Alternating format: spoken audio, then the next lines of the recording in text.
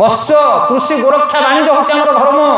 ସମସ୍ତେ କୃଷି କରିବା ଦରକାର, ଗୋରକ୍ଷା କରିବା ଦରକାର, ବାଣିଜ୍ୟ କରିବା ଦରକାର। ଆମେ କରୁଛେ ଗୋସେବା କାହିଁ? ଯଦି ଆମେ ଗୋସେବା କରିଥାନ୍ତେ ତାହେଲେ ଏତେ ବଡ଼ କ'ଣ ପାଇଁ ମଦନ ମୋହନ ଗୋଶାଳା ତିଆରି ହେଇଥାନ୍ତା? କ'ଣ ପାଇଁ?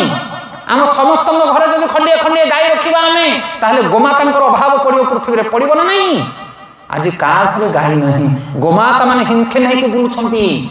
ମା ମାନେ ନାହିଁ, ଯୋଉମାନେ ମା ମାନଙ୍କୁ ବିକ୍ରି କରିଦିଅନ୍ତି ସେମାନେ କି ପୁତ୍ର? ମାତୃହୀନା ପୁତ୍ର ଆମେ ମାନେ ପାଲଟି ଯାଇଛେ ଏ ଜଗତରେ। କେହି ଗୋସେବା କରୁନାହାନ୍ତି। ଯୋଉ ଭୂମିରେ ଗୋମାତାର ରକ୍ତ ପଡ଼ିଲା ସେ ଭୂମି ମରୁଭୂମି ପାଲଟି ଯିବ। ସେଠି ବର୍ଷା ହବନି, ଆଉ ଶସ୍ୟ ହବନି, ଭୂମି ସବୁ ବାଞ୍ଜର ପାଲଟି ଯିବ।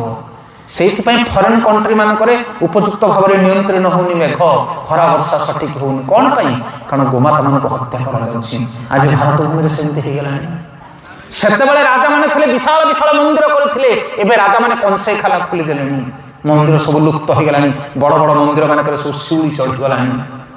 କ'ଣ ବୁଝିପାରୁଛନ୍ତି କହିବା କଥା? ସେଥିପାଇଁ କେହି ହେଲେ ସ୍ୱଧର୍ମ ପାଳନ କରୁନାହାନ୍ତି। ନାରୀର ଧର୍ମ କ'ଣ? ପୁରୁଷର ଧର୍ମ କ'ଣ? ପିତାର ଧର୍ମ କ'ଣ? ପୁତ୍ରର ଧର୍ମ କ'ଣ? ରାଜାର ଧର୍ମ କ'ଣ?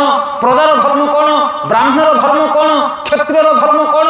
ଆମେ କାହା ଧର୍ମ କେହି ଅବଗତ ନାହିଁ। କରିବା ତ ବାଦ ଥିଲା, ଆମେ ଜାଣିଛେ କାହା ଧର୍ମ କ'ଣ ନା। ସେଥିପାଇଁ ଶାସ୍ତ୍ର ପଢ଼ିକି ଧର୍ମକୁ ପାଳନ କର।